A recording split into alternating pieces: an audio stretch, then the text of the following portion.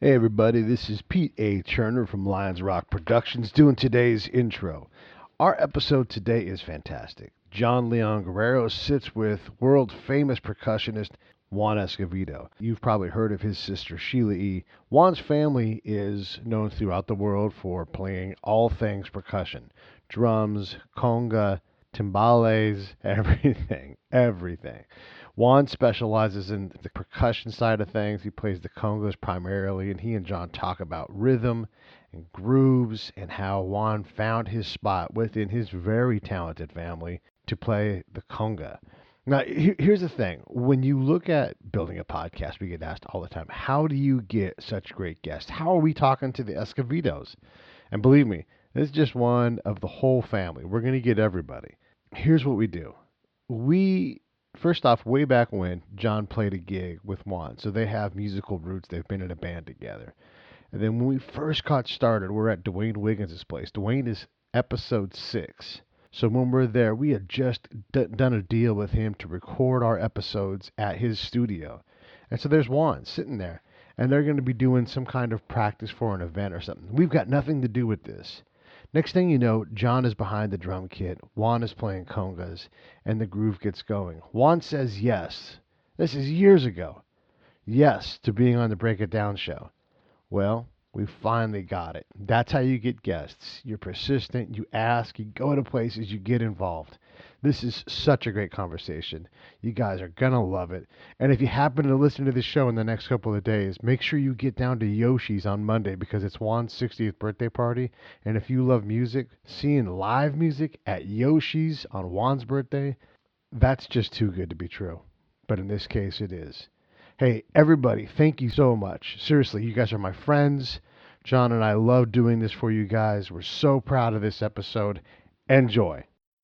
Lions Rock Productions.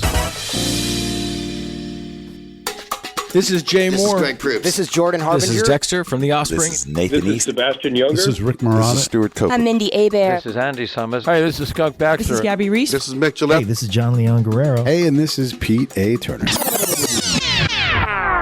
Hi, this is Juan Escovedo, and you're listening to the Break It Down Show. And now, the Break It Down Show with John Leon Guerrero and Pete A. Turner.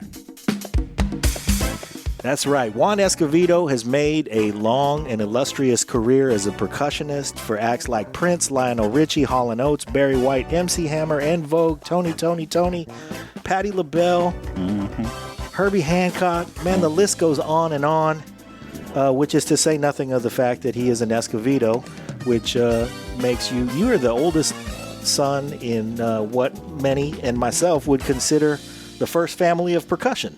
Right. So let's talk about being a percussionist, because we've had a lot of drummers on the show, but really not a lot of percussionists. Okay. And it's a different job.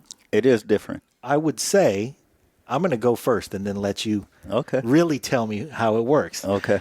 The drummer is really responsible for driving the song, holding together the tempo, and making sure that the groove lives and breathes and works for everybody. The percussionist has that responsibility, but has the added and maybe even wider responsibility of providing color and texture. Exactly right. Yeah? Yeah. Okay. And the thing, what I look for or listen for is when I do listen to the drummer a lot, because off his snare, if he's playing busy, I have to watch what I'm playing, because I don't want to step on his toes. If he's holding the groove with the bass player and stuff, we want to percussionists should add flavor and spice to the rhythms and the groove.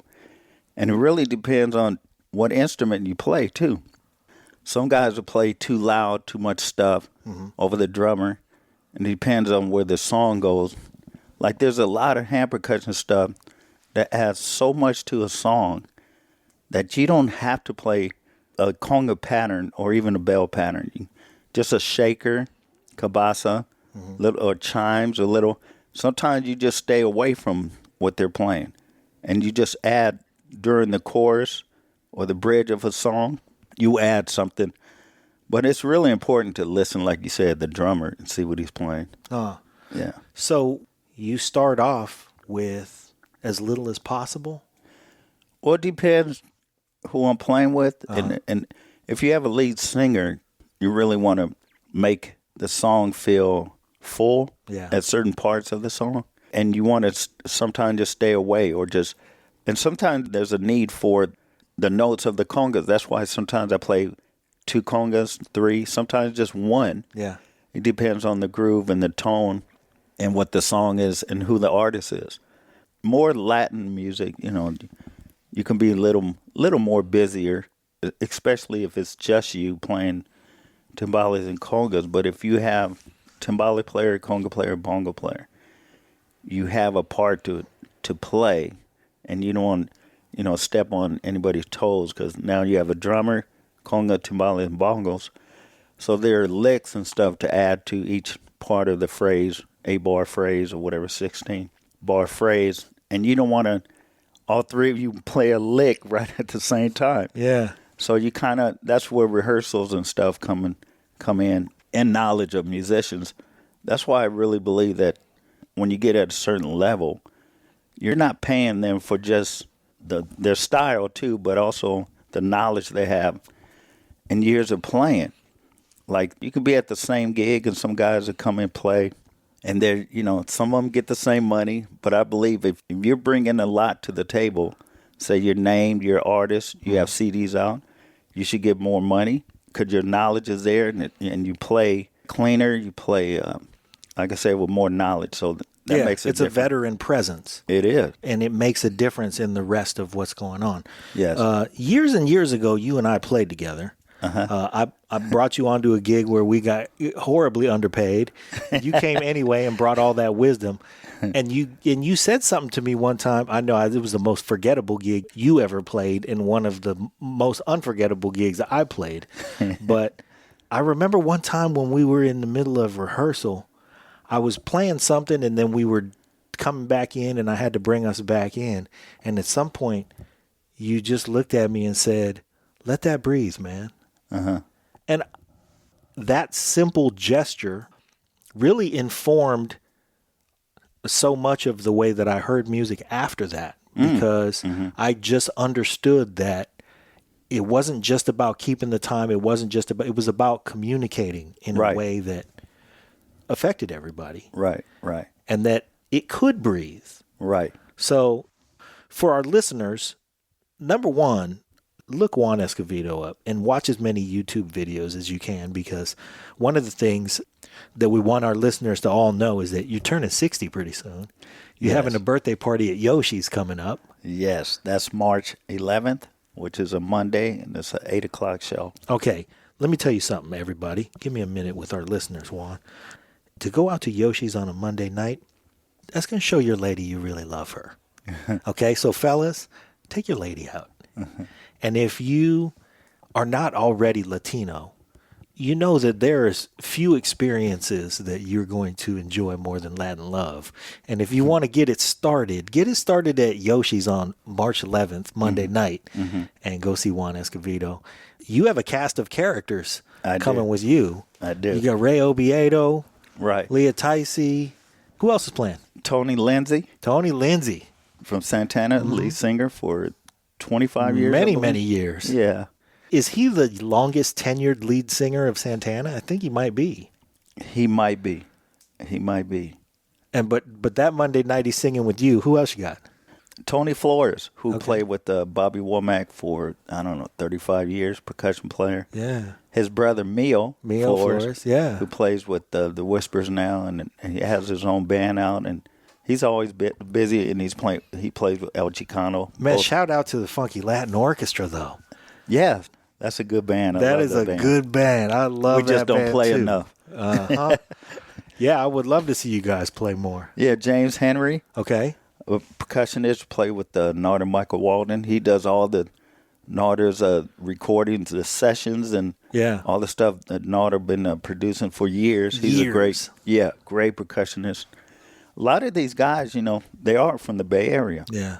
People don't realize that, there's a lot of talent out here.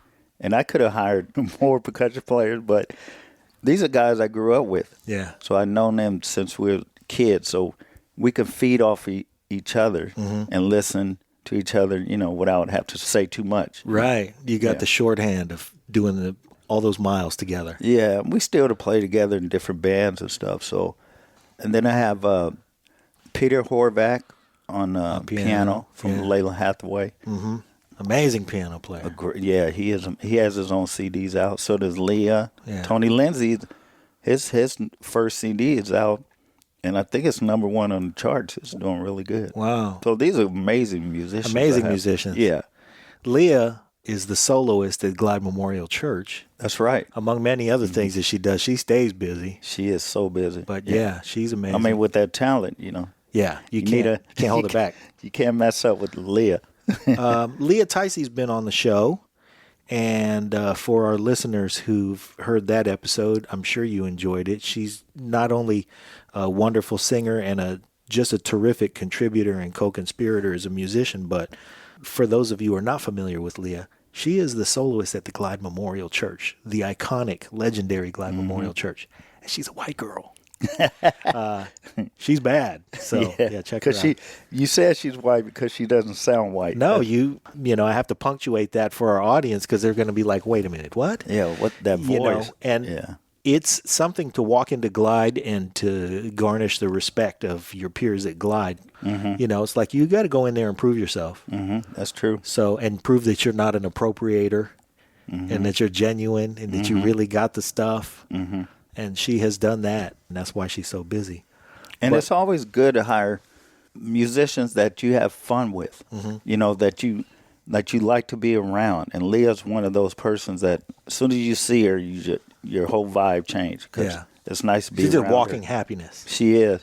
You play with her in a lot of different situations, too. Yes, I have. Yeah. Because she could do it all. You know, she could sing any type of music, and she, she's always professional. She's always on time. She knows the songs. And same with all the band members I hire. Like I said, I grew up with them. And there's a lot of guys that, really close friends that I wish they had it together because I would hire them. But the music business is full of that. It's full of guys that not on time. Wonderful talents. Wonderful talent. Can't get started. Yeah, you don't rehearse, you don't learn the songs. It's like, I don't want to use that person. Yeah. Even though they're a great player and you've known them for years and you want to say yeah, and they ask you, why you don't hire me? Because I need my gig to be a success, and I don't know if you're going to be there. Man. That's it. The funny thing and you don't want to hurt their feelings. And right, and maybe that they're not hearing that enough because when you have that kind of talent, you still do get hired. People hire you in spite of that's true. Every other bad habit. If you were working an office job and you couldn't show up on time, you wouldn't work there very long. That's it. But when you are just a monster on the bass or whatever instrument if you're choosing, somebody's going to hire you because they're like, okay, let's just hope he shows up on time because, man, if he does, it's going to be worth it. But also there's bands that the whole band is not on time. Yeah.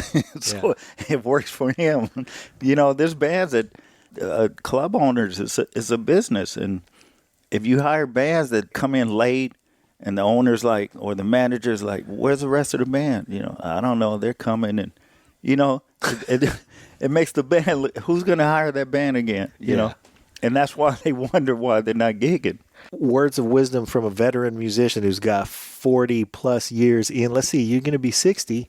Yeah. You started when you were playing professionally about age 14. Yeah. You say that's right? 13, 14? Yeah. So you got... I guess that's when you get paid, you got 36 years in the game. And the important thing is, first of all, you got to show up on time. That's it. The recurring theme among artists on this show, regardless of the art form, whether it's music or, directors, authors, whatever, the thing that, and this is the actor's thing, but they always say, my job is to show up on time, hit my mark, and tell the truth. But show up on time means come early, to me. Yeah. If they say 4, I'm there at 3:30. Because you don't know where the parking is. You don't know how long it's going to take to unload your equipment. Right. Tune-ups. There's always something that's going to delay you. Right? Always something. Yeah, so you keep that in mind. And you are there at 4, but you're still not ready. Right. That's on you, because you should know if you're a drummer, it's going to take you longer. If you're a horn player, you could be there at 4, and you're ready to go. Right. So Walk you have, up, take yeah. your piccolo out of your pocket. That's it. Or your harmonica. Man. So I know it's going to take me longer. Yeah. So I'm there earlier. Okay.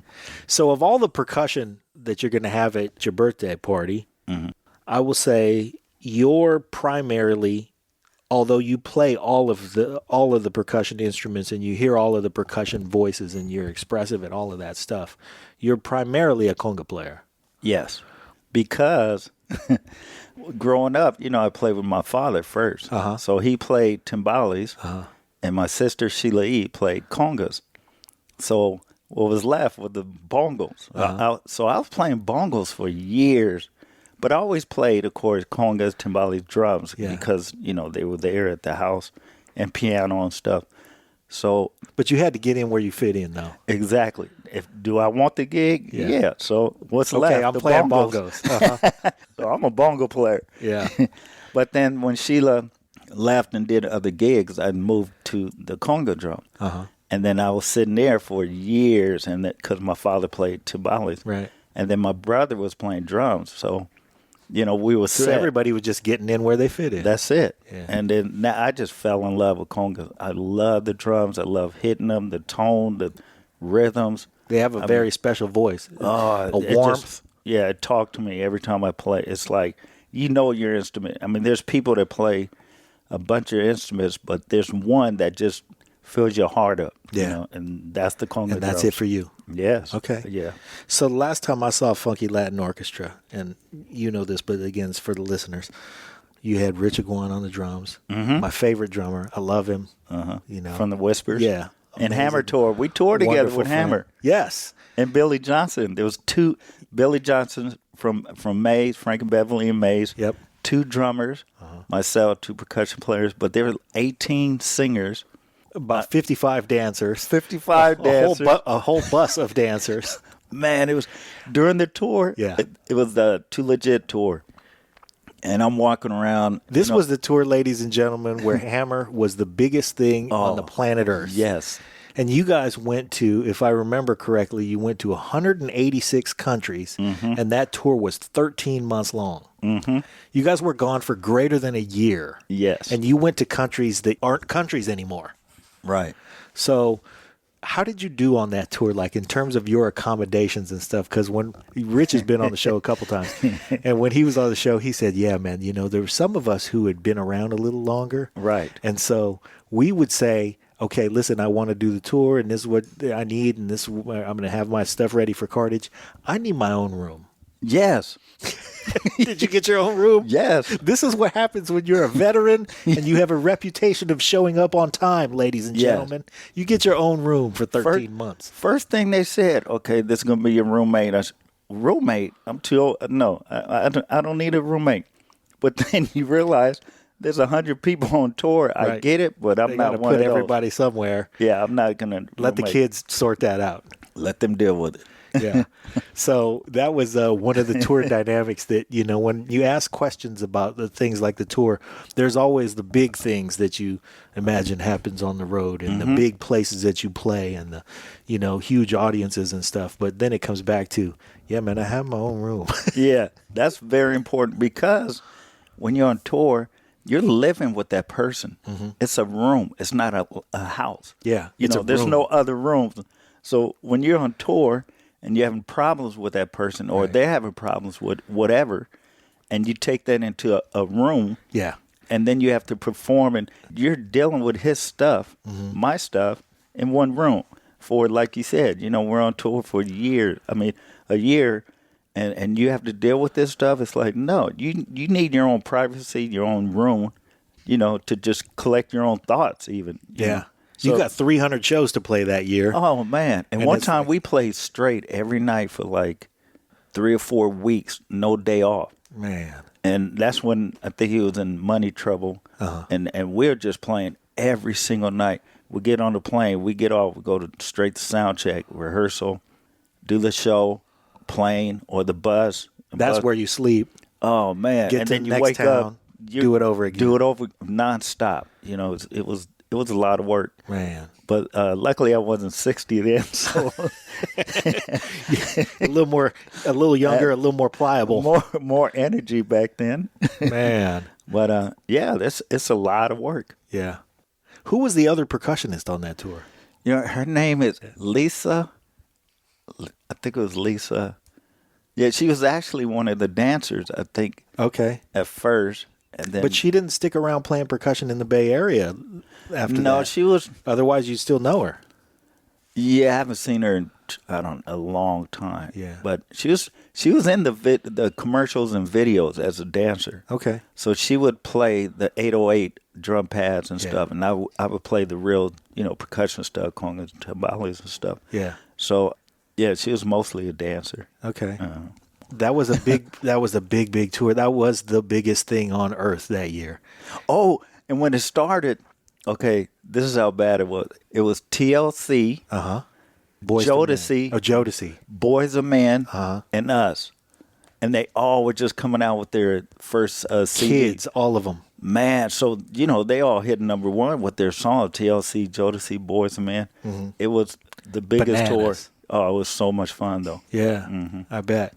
Have you maintained relationships with many of your colleagues that you met on that tour? Because I know you came to that tour having known a bunch of the other people on tour. Yeah, I knew a couple of them. Yeah, actually, a lot of the singers are from the Bay Area, so I even do shows with them here and there. Yeah. But Boys and Men, the drummer, I know him for a little while. But yeah, some of the other guys you just don't see. Yeah. Or they, get married, or they settle down, or pursue their own career, and just, they're busy too. So That was one of the things that was like a boon for musicians in the Bay Area. There's just a lot of guys like you and Rich and Billy and stuff.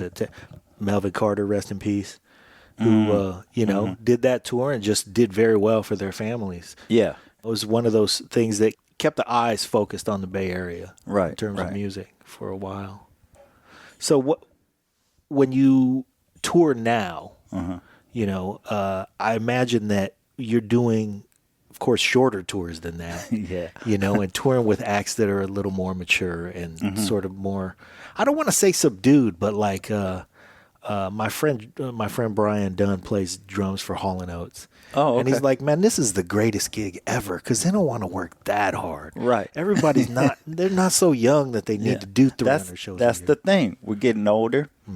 You don't have to work as hard. You work smarter. Yeah. You don't have to do the little gigs. The pay is really good. Audiences have a little more disposable income. Right. And so I mean, people who are coming to your birthday party, again, audience, go to the birthday party. when is it? I forgot. It's it's March 11th, That's it. Yeah. March Monday 11th. night. Monday. Man, fellas, how often your lady treats you nice on a Monday night? Go out and treat your lady nice on a Monday night. Yeah, go to church Sunday. Pray to get all that out. Go Rest- to bed early. Rest up. Yeah. Because the next day is the show. Call in sick on Tuesday. There you go. And then you go out to a place like Yoshi's, you're going to have a beautiful dinner. Right. You're going to have great entertainment. The seats are going to be comfortable, Yes. accommodating. There's not a bad seat in that whole place. That's true. Man, that place is beautiful. And we're going to mix up the songs. So it's going to be very exciting. Like I said, I hired a bunch of percussion players, but people are going to come in and out of each song. It's not going to be everybody on stage. It's going to be like a show, like where one song is different from the next one coming up. Okay. I'm going to really mix it up with the singing, the percussion, like I said, and instrumental stuff. It's just going to be, you're not going to know what's next. It's going to be so much fun. And it's all veteran percussionists. So just like you said at the beginning, everybody doesn't want to play everything all at the same time. Yeah, but they can't. Everybody's going to be This is my tasteful. night. They're going to walk into a situation. They're going to contribute to the situation in a way that's going to help everybody enjoy themselves. And then they're going to step back, Walk away. let it breathe. Get off the stage. I'm done with you. Okay. So now let's rewind and go back to 14-year-old Juan, just starting to play. You come from a musical family. You guys are touring all over the place. But, I read your pops' book, Yes. My Life in the Key of E. Go get it. It's a good book. Man, I read it in a week. I couldn't put it down. I read it in a I weekend. know. My wife did that. Yeah. Sarah. Yeah. Uh-huh. She took a very vivid life and captured it in a real and relatable way. And you were the oldest sibling in that situation. So as I was reading that book, Well, Sheila's older. Sheila's older. Yeah, let's get that clear. Well, I thought you were the firstborn for some reason. No. I didn't. I The thought she male, was after you. I'm the But you're oldest the male. oldest son. Son. Okay. Yeah. So Sheila's a lot older than just a year. that's cool. She's just a year older. Still, in that situation, your folks were old enough to be going through a life, but you were old enough to be observing this life and taking part in this life. And it Right. was a dynamic life. And, there were struggles and you guys had to pull together and make it happen. But it wasn't like they could shelter you from, you guys moved around and they couldn't shelter you from the real world. And then, Sheila's emergence in the music industry just made it so that everybody was exposed to this supernatural life. Right. You guys experienced a familial life together that really, if you weren't each, I don't know what word I'm looking for, healthy probably. Yeah. If you guys didn't have such a healthy environment, such a loving home, Correct. there was enough going on that a pursuit like music will break most people and certainly most families. And I've seen it done. Yeah. I mean, we absolutely. even know about the Jacksons and a lot of Sure. DeBarge family. There's a lot of there's more families that are all musicians, or at least two or three that do work together, and you see the breakdown when I watch Unsung, and you see all the stuff that these bands or even families go through. I always think, why isn't there an unsung about the Escovedos? Oh, No, we did it. because they all still love each other. No, you guys did one. We did one. Okay. But it wasn't all the drama. It 'cause didn't have the sad stories of the. No, because that's not who we are. Yeah. I mean, of course, we had our own individual problems and things, but it wasn't so big that it drew us away from each other in our music. Yeah. We still today we play together. But the fun part is, man, we get paid to travel and be around the family, and we love each other. So we like being around each other. We love being on stage. It makes us happy because it reminds us when we were younger playing. So it wasn't even about the money. It was about having fun. Yeah. Because all my uncles, my Uncle Coke, Uncle Phil, my Uncle Alejandro Escovedo. So a lot of them growing up, and I still Fast Eddie is here, and Tommy Jr., mother, cousins, Cheverez. We all still play together. It's fun. It's something we enjoy. So when you do it for the love of music and all the happiness, not all, but a lot of it comes from the music and playing and being on stage and stuff. How would you not together? Yeah. How would you not want to keep doing that? It doesn't, when people break up, it's just all this other drama. To us, it brings us closer together. So we love it. It's just something we grew up doing. And it's fun to watch. It's fun to watch. Yeah. It's fun And you to could watch. tell we're not faking it. Some people, you could see them on stage like no eye contact, no, you could see them. You could see their problems on their stage when they perform. Some people. Yep. But us, we're backstage laughing, having fun. Backstage is fun for us. Yeah. And rehearsals and the work you put in. Yeah. It doesn't have to be. You don't have to be a bossy person to get things done. You don't have to. Because there's some bands you see guys yelling at band members, even on stage. It's like, what's the purpose of that? It's like if you want the best from your musician and stuff, if you just respect them, they respect you and they'll do their job. Yeah. Yeah. Rehearsal. Rehearsal is where all the fun happens. And again, this is a sidebar for our listeners. I have to take a sidebar for our listeners because they listen to these way inside conversations, and I have to give some context. Rehearsal is where musicians get to have fun and take chances and go for that fill that you haven't quite worked out, and you want to make sure you land it right. And am I coming back in on one if I stick this the right way or whatever? That's the time for that. And when you land those brilliant things, it's almost like, I don't want to say this in a weird way, it's like a joke. Like when you see somebody land that, you just got to start laughing and you go, dang, man, you came back out of that. Right. That was really Right. nice. And when you see that happen, and then when you see collaborations, and, you know, I mean, I've been fortunate enough to see you guys in sound check and situations like that. And like your brother, Peter Mike, I saw him do a sound check one time where you guys were working on something and somebody had updated sheet music on something. A part had changed. And he was going over the parts, and then somebody played the old part, and he was like, that was really nice. It was the wrong part, but it was nice. And that's where all the laughs happen, and that's where all the stuff, you know, all the vibing happens there. Because when you have the charts, and then you have different musicians, because you know, some of them would leave and come back or whatever they're doing, and they're reading the chart that's there. But when you're in the band for a while, you put in your own feeling, your own, you know, the foundation is there. Yeah. But you could put your own vibe into it. So, and some of them will mark on the music sheets, you know, they'll change this and that, or their own personal little notes. So they have that.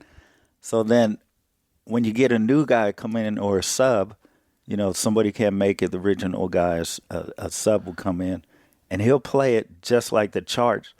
And you go, wow, this feels weird. That's the way we used to do it. And you forgot about it because it Forgot hasn't been about played it. like that in a long Yeah, time. and the whole field changed, you know, because now this guy, wherever he came from, or all the knowledge he has is bringing it to the our band, but his flavor is different than the guy we had. So that's another thing that changes. Yeah. You know, when my brother can't do a show, we get another drummer. Yeah. The whole vibe changes. Whole vibe changes. The whole and even I don't have to, but I change a little bit with the drummer. Sure. And before I'm feeling it one way because my brother plays his, say, a samba different than the other guy. Okay. So now I have to change. you Yeah, know, because if the I'm- samba's different. The samba's different. Even Is it the different 6/8 grace notes, places, or whatever? Yes. And then for some parts, maybe you feel that burden of I got to carry it through this change. I have to follow him. He's the drummer. He's the foundation of the song, like you were saying earlier. Yeah. So I'm changing my rhythm a little more to fit him. Yep. So it together it feels good. It's just like bringing a different girl to the dance. You're going to compliment her differently. Yeah. Speaking of dance, come to Yoshi's on March 11th, everybody. It's a Monday night. It's Juan Escovedo's 60th birthday. Right. But 60 is the new 30. Is that right? If looking at you, I just heard David Lee Roth on the Joe Rogan show, and he said, I'm 64, and my doctor told me that 64 is the new 90. Well, I'm glad I'm not 90. In your case, man, you're doing you've been living well. You've That's been living funny. well. You got a new young son. I do. You have a bright young family. Right. You And he's playing. He's 4. oh man, And in my front room, I keep the congas out, a lot Yeah. of hand percussion that's just stuff. furniture. It is. Keyboards, I have like 6 keyboards, bass, horns, everything all in one corner. And just like us, my father didn't teach us to play. We started playing. Yeah, And then when we took it seriously enough, he would show us the correct way to do it. yeah, So I learned from him with even my other son, Juan Jr., Jai, the Prophet. He has a CD out. He's a rapper. Huh. But I didn't teach him till later. So my son, his birthday was yesterday, huh? And, so he just had a birthday. yeah. So my son that's 4, going around the house. I have like harmonica, little, Yeah. toys, and he'll just start playing, and I'm like, man, he has rhythm. Or I'm watching videos, or I have music on. He'll dance on time. You could feel it in his body. I mean, I Yeah. could see it, like he's gifted already. He can feel it. Man, and then he'll come by the congas and just slap them. I'm like, where did he get that slap from? Maybe his daddy, I'm hoping. I'm hoping. Yeah. And then one time I was booking a gig, I was on the phone, and I was practicing, so the congas are right in front of me. And I'm booking this gig, in between practicing. And then my son comes, he goes, pop, pop, and he's slapping the drums. I'm like, shh, this is business. I'm trying to tell him, like, be quiet. Yeah. And the guy goes, Who? Oh, I'm sorry, you're teaching. And I said, no, that's my son. He's 4. He goes, that slap was from a 4-year-old? Yeah. And I said, yeah. And he goes, wow. So he he has it. And then, and like I said, I don't teach him. I just let him play. Yeah. So it's like a toy, He's another just toy. communicating, yeah. They're just toys for him. And he's playing, and then I'll start practicing, and he'll sit on my lap. Daddy, show me something new. Show me something, you haven't showed me. Yeah. So I'll do, clowning around, do an elbow thing, whatever. And then he'll do it. And I'm like, man, and he'll practice it. And I'll just let him be. Yeah. So, music is fun. It's not supposed to be a lot of work. I mean, it is work too. Yeah. But have fun. It's work when you achieve a level of seriousness where it's Right. like it's time to really get to this, and you have a musical responsibility. Right. But to get there, it first has to be fun. I mean, it's you're there first for yourself, I believe. Yeah. You have to enjoy it, and then the audience could feed off of that. And you could tell sometimes when musicians are playing and they're angry, or even on sessions. I mean, if you listen to some of these different people's CDs and stuff, you could kind of tell if they're happy that day or angry, or it comes through the music. To me, I could feel it. Sure. So, when you play and you're at a good place, Yeah. I believe that's what makes great music, and you can feel it through CDs. Because people always say, what makes a hit? How do you know you have a hit? Well, you just play what you enjoy, and then it comes out, Yeah. and you hire the right musicians that can help you. You can't do it by yourself. I always rely on my band members for ideas, even the set list. My father does the same thing because that's how we were raised. Yeah. My father It's said, a collaboration. yeah, my father said, Sheila, me, and my brother, what do you feel about this song? And then we'll sit there and discuss it, just one song, and then we'll go, oh yeah, because first I might say, man, I don't think we should play that song. But when I start listening to my brother, father, Yeah. or sister, and then I go, oh, that would work. So you have to, talk about it if you want it to really work, or because we can't all be right. Right. All the time. All the time. So it's good to collaborate with your band members and get their feeling of it. you know? Yeah. So what about when it comes to these situations where you have the responsibility of hiring people, just like you did with your birthday party? It's like you have a long list of folks you can collaborate with, and you have to choose wisely. And beyond, I know that guy's going to show up because you've reached a place in your career where everybody who's working with you is going to show up. Everybody who's consistently working with you. You know Ray's going to show up. You know Tony's going to show up. You know all of that.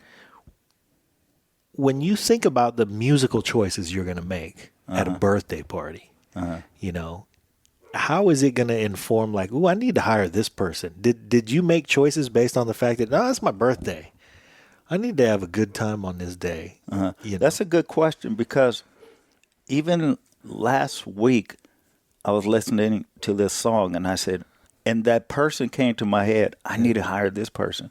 So I'm still adding to the show. Yeah. But just based on that happiness. Yeah. And what's missing. Yeah. And the songs I'm choosing for the show. So, but it always starts out with your main, there's always a right-hand man. Your core group. Yeah, and that's Ray Oviedo, who helps me a lot. Okay. And then Phil Hawkins on drums, great. I can always rely on him, his ideas, and a bass player or piano player. So usually I have the main three guys, and then from that I'll build from that. Yeah. Like listening to the songs, like what's missing? Who should I hire as a singer for this one? Mm-hmm. Girl or a guy? And it helps to have a nice big Rolodex. It does. Like you've developed. Yeah.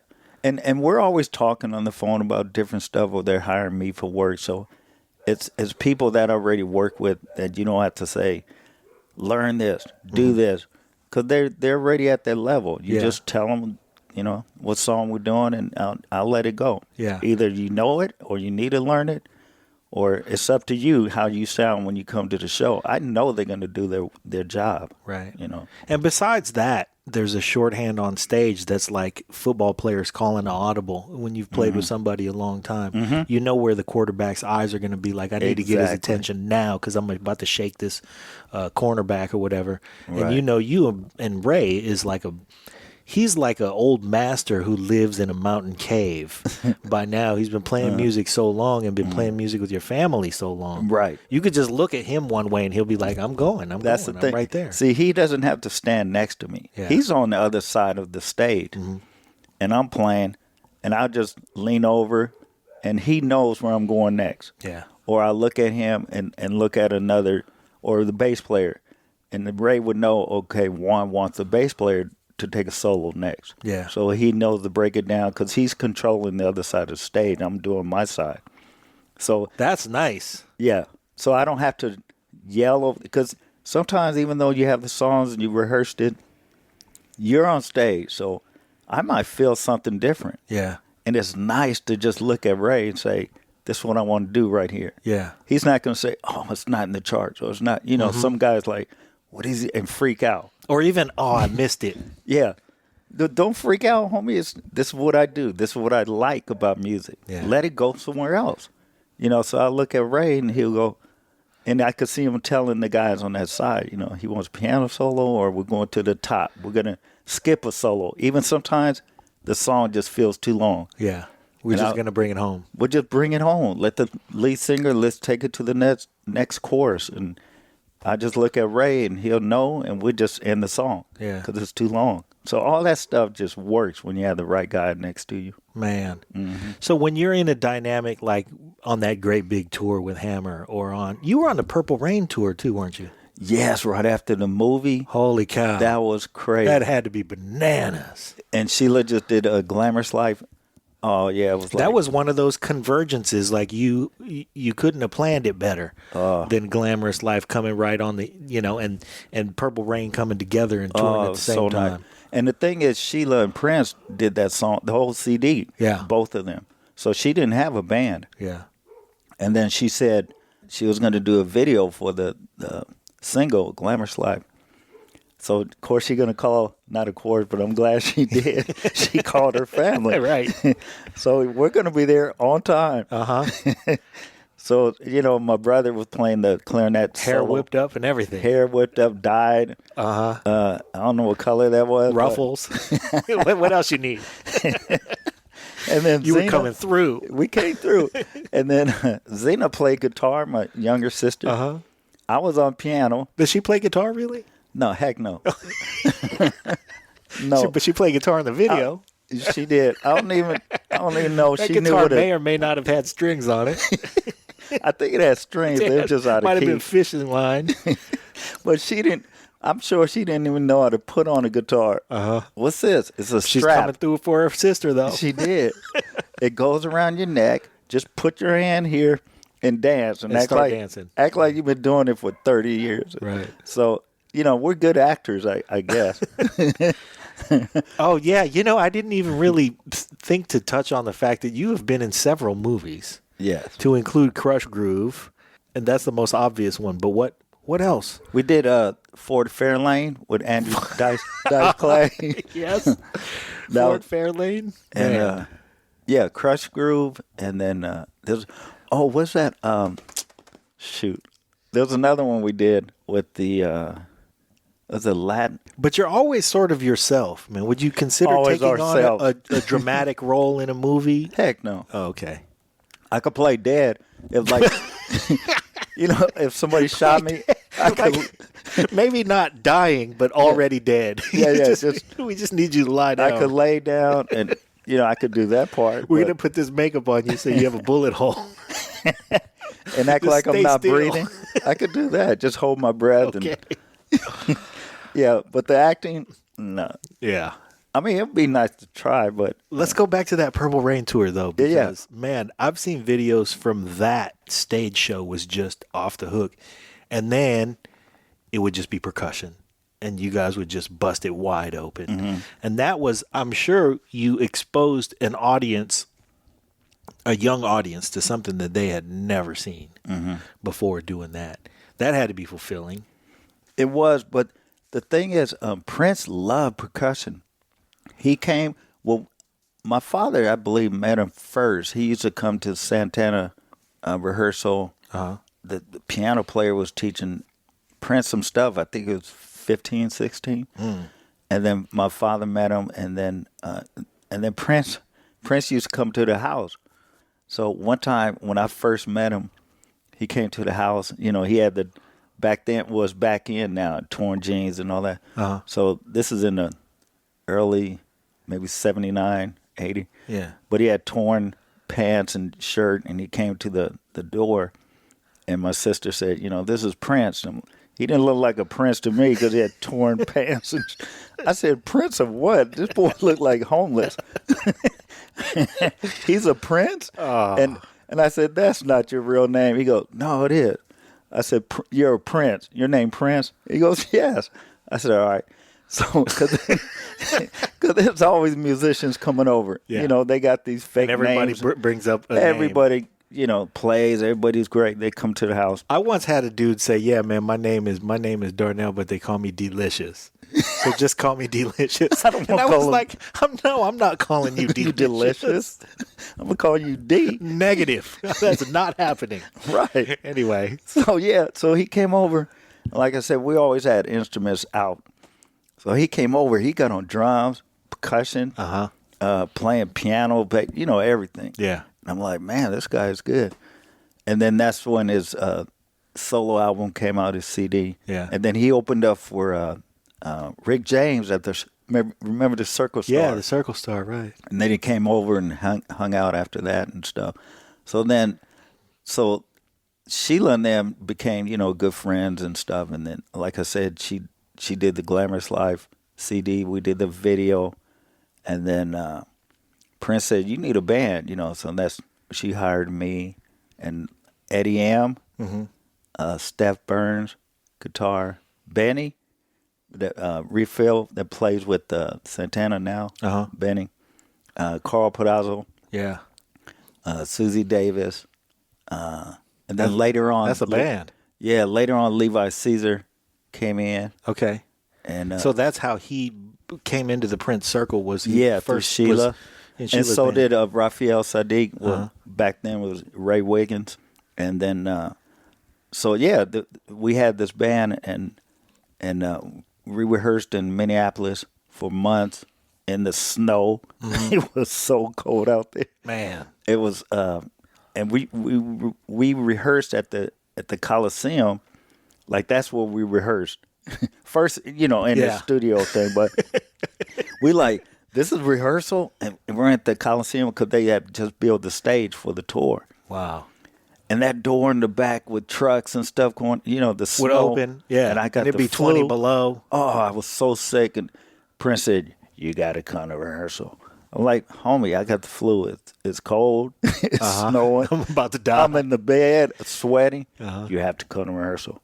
I'm like, I'll come if there's a doctor there. Okay. Well, you know. Yeah.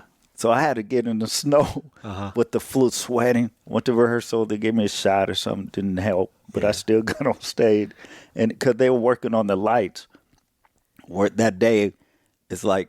It was a tech rehearsal. So Yeah, so I had to jump you off the had to be stage, there. go on the front. So the light crew had to follow me. Right. You know, so they was adjusting all the lights. So They I had to be practice there. too. Yeah. Yeah. So and they had 2 stages to build. So when we rehearse, when we go to the next show, there's already a stage being built for the next day. So they had 2 sets leapfrogging. Yes. Okay. And then the other one would break down and go to the third show. third city, yeah. So they had 2 stages. And the crew, man, they work so hard. I feel bad for them.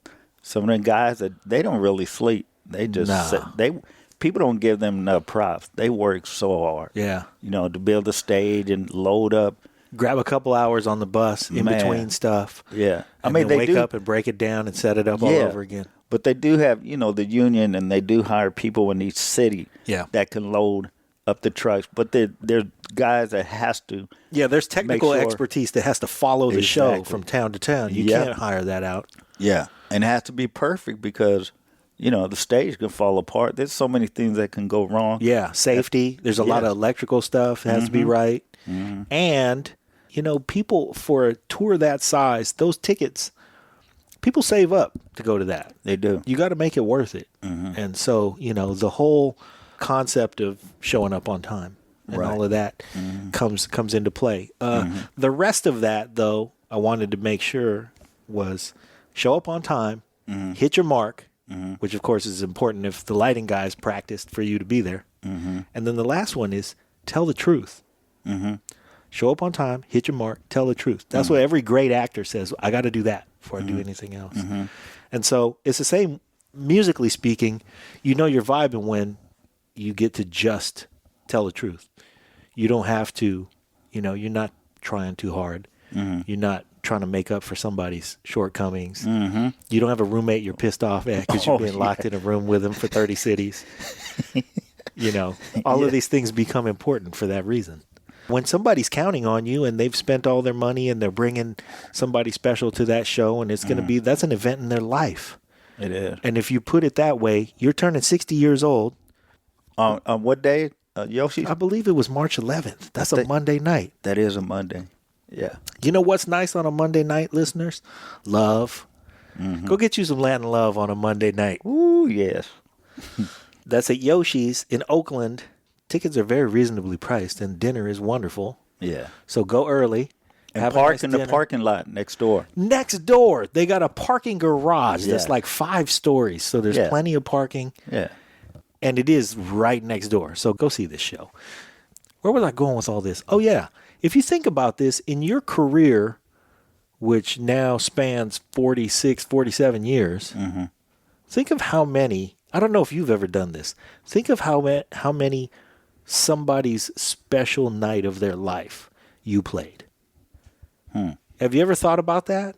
Because, there are people who say, I'll never forget that night. That's the night I proposed to my wife. That's the night I went on my first date with my husband. That's the night all kinds of events in a person's life that had really, you had no thought of, had no idea about. But when you consider how many shows you've played to how many people you've played to, there are tens, hundreds of thousands of special events in someone's life that you probably didn't even realize you played at. But when you prepare for a show, even though it does pop in my head, you're so concerned about doing your part to make it special.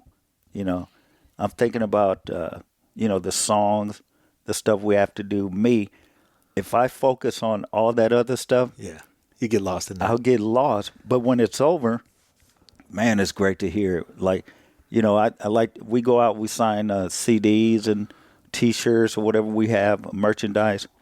But when you get to talk to the audience and they'll say, or I saw your father, years back, and that's when we was on our honeymoon, or, you hear all these detailed stuff, or playing with Sheila, they saw my sister or my brother or me.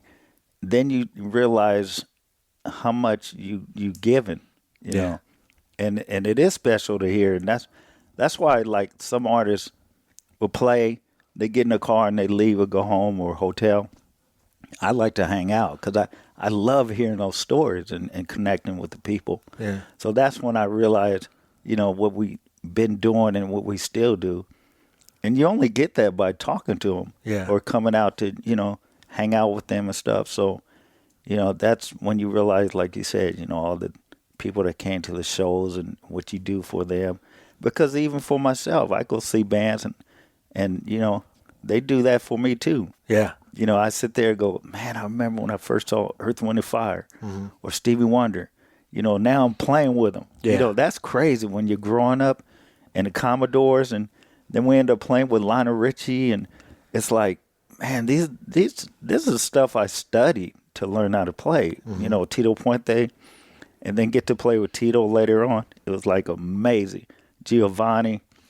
All these guys, you admire. Yeah. And then later on, you're like, wow. First it's like, man, I just met them. I just met this artist that I love their music. And the next thing you know, you're playing next to them. And that's like a blessing when that happens. It's crazy. I just recorded an episode with Claytoven. And I said, man, tell me the craziest NAMM show story. And he said he was at this booth and they had just brought back the Fender Rhodes. Oh. And he sat down and he was playing and he was like, man, this feels really good. And he was enjoying himself and he's closed his eyes and he was playing Golden Lady by Stevie Wonder. Oh. And he was just playing. And then like he backed off and he heard somebody kind of take over and play. And then he was playing with him and he looked over, opened his eyes, and it was Stevie. Wow. And he was like, oh, Wow. man. That's crazy. That's Yeah. so cool. That is a crazy story. But yeah, I mean, it kind of goes along with that where you have listened to people all of your life. They're a part of your musical development, a part of your life events, and then you get to play with them. Like Raul, like that happened to Claytoven is like, Raul Rico, that, Santana first Malo, Sapo, and Malo, and, and then he got the gig with Santana. Like Raul was like amazing conga player, like just strong and just solid and always smiling. Every time I see him play, he was just a happy guy. Yeah. So to see that, and then when I met him and then started playing next to him, it's just a dream come true. It's just like, and you feel the vibe and stuff. So, yeah, that's what I love about music too, 'cause you never know where it's going to take you. Yeah. One day you're in the garage and you're just sitting down and playing their music, learning their chops, all their notes, and then later on, you're playing with them. It's just amazing. Music, you never know where it's going to take you, what city, who you're going to play with. But the main thing, and even to be real, like when we travel and we check into a hotel and there's a lobby, a band that's in the lobby, some of them guys are better than who you play you with. see some smoking musicians. Man. I mean, amazing. And I'm like, what's the difference between them and me? It's like, it's the business. Yeah. Music business comes first. Yeah. It seems like now. I mean, of course, you have to be a great musician, but that guy, like, he I talk to him or something in the lobby. I would, maybe sit in, but, they're 5 days a week, and that's all they have. Even though they're happy, some may be, some may not be, but would they ever get past that? It's like, the difference is my father and family, we hooked up with the right people. And being in, 6 hour flight from L.A., where, a lot of the business is, and in Oakland, there's a lot of great musicians.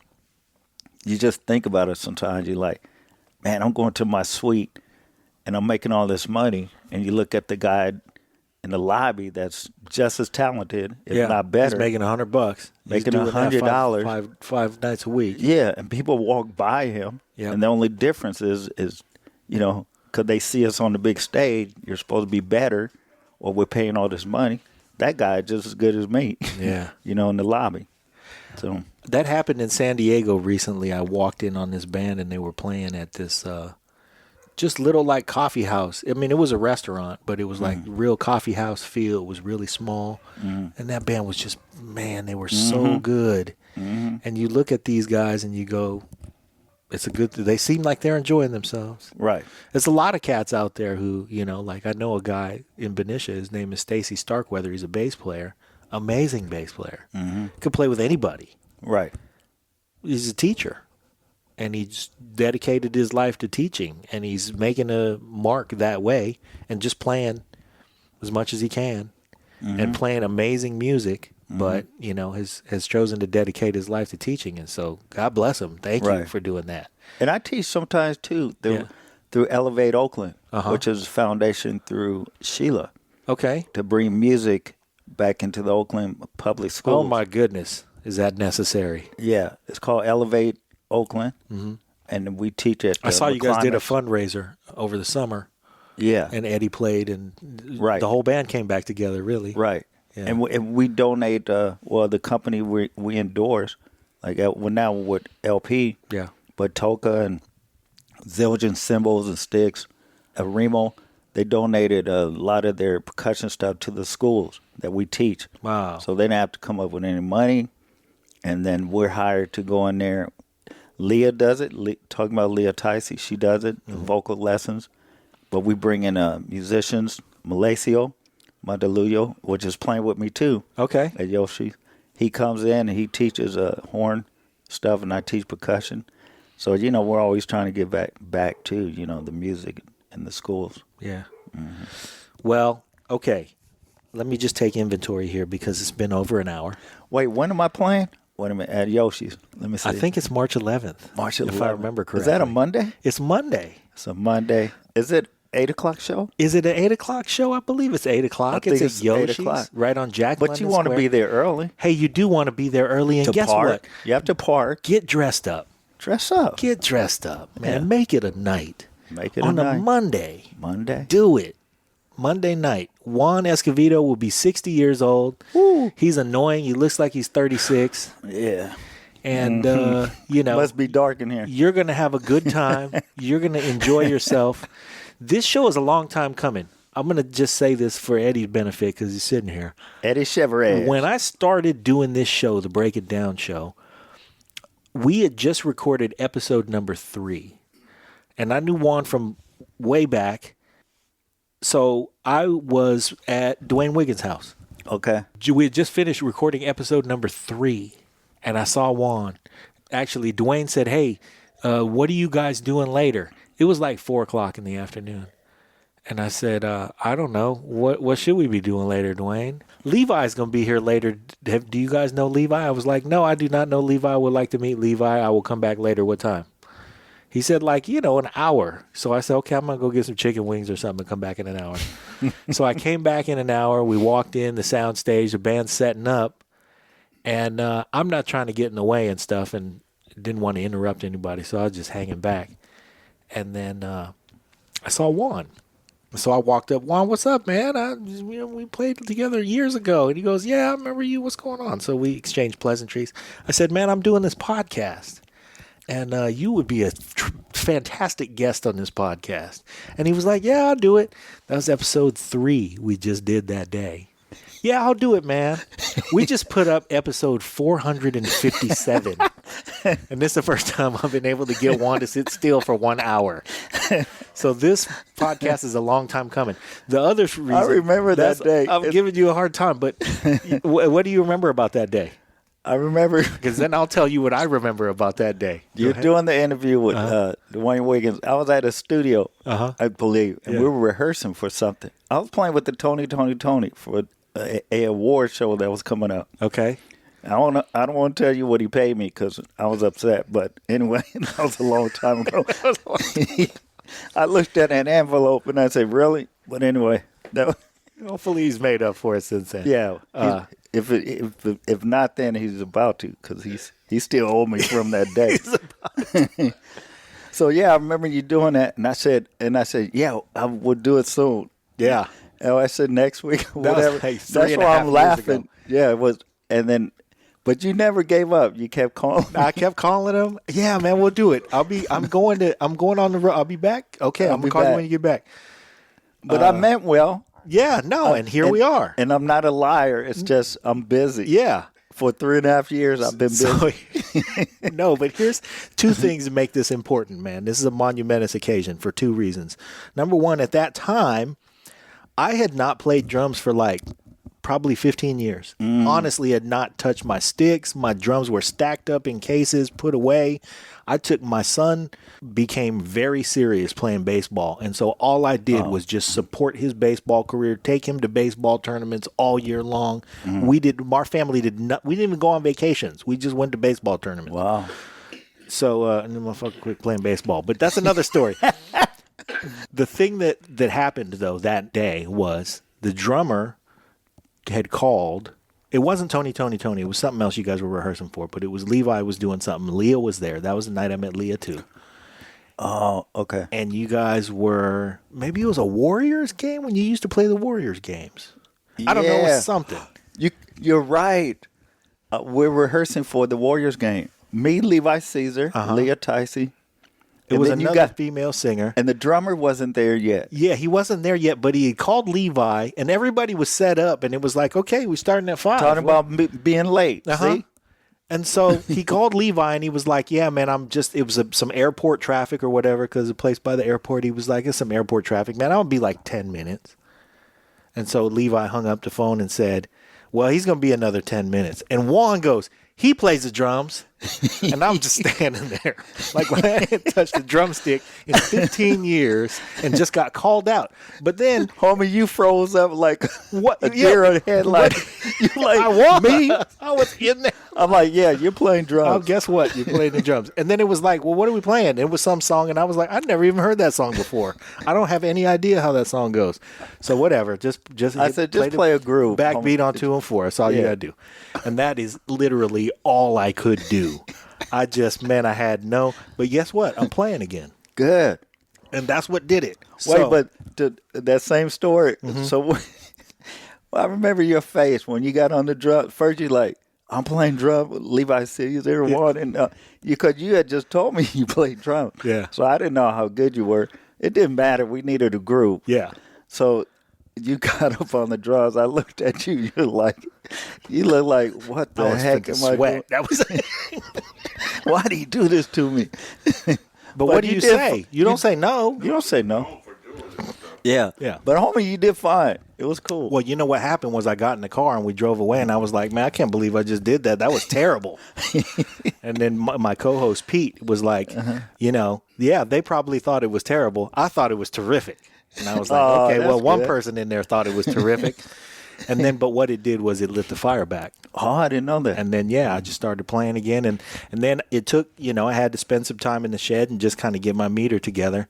But about 3 weeks ago, and I wasn't playing with anybody. It was just, but in the meantime, I'm doing this podcast. So far on the podcast, we've had J.R. Robinson. We've had, Rich been on the show a couple times.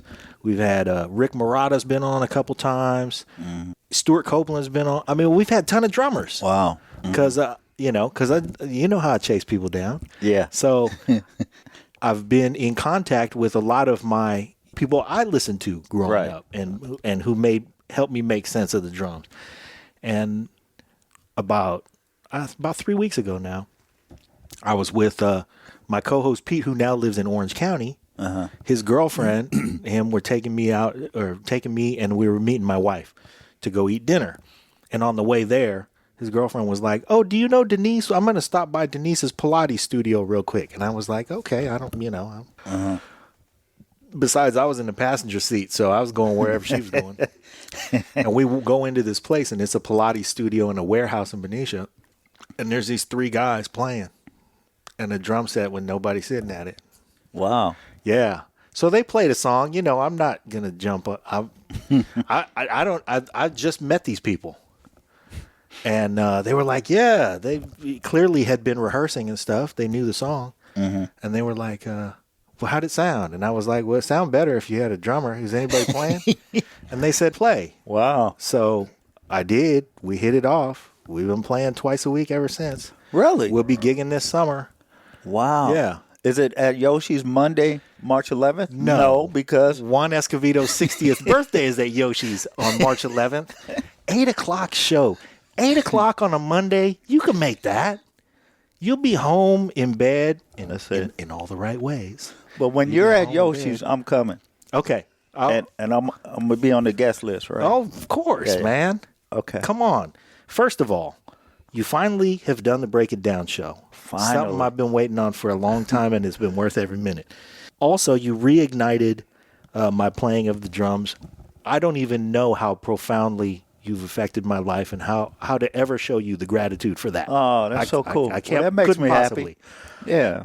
And third of all, and the other point that I want to make in the fact that you have done this is that at some point long, long ago, you said something to me that was profound to my ability to hear music differently.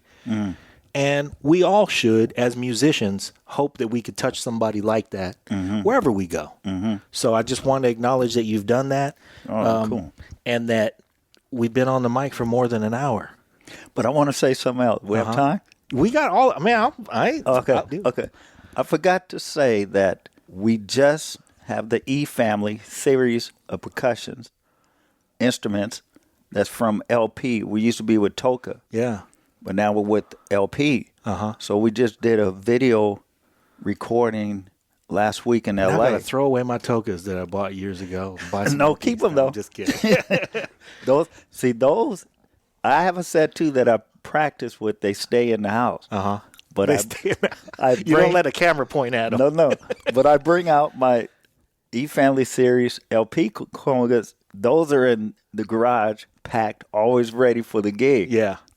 Those are the ones I use. They're so good, though.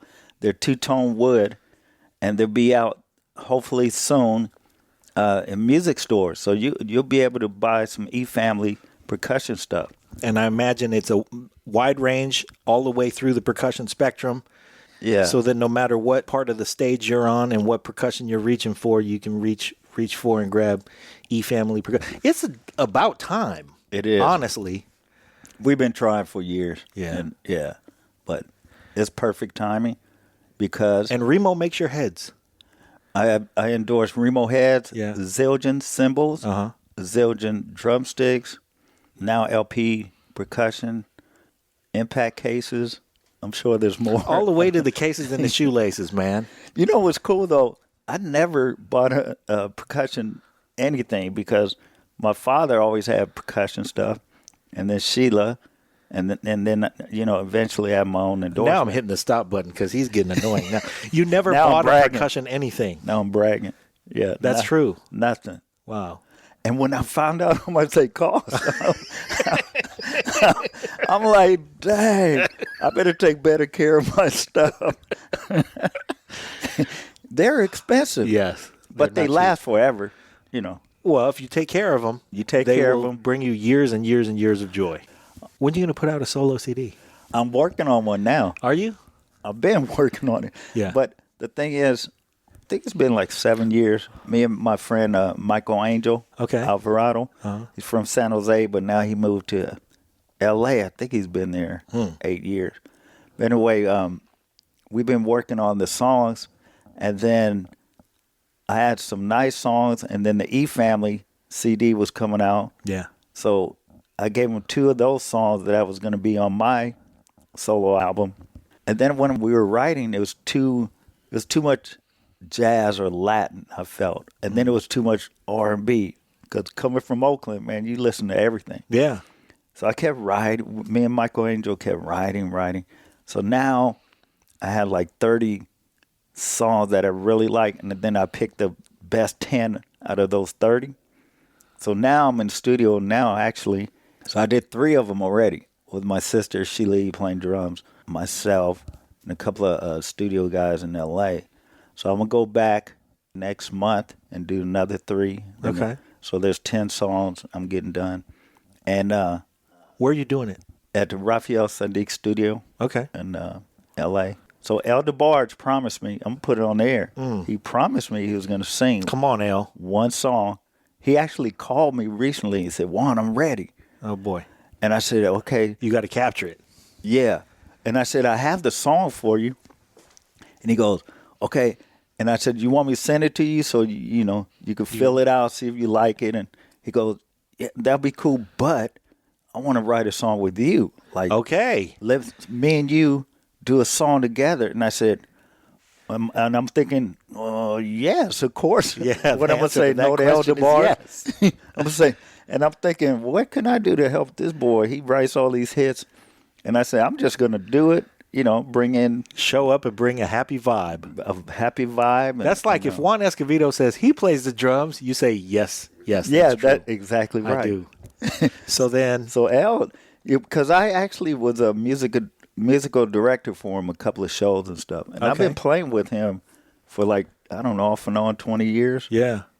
I known El DeBar for a long time. Yeah. We actually met on, let's see, there's a TV show.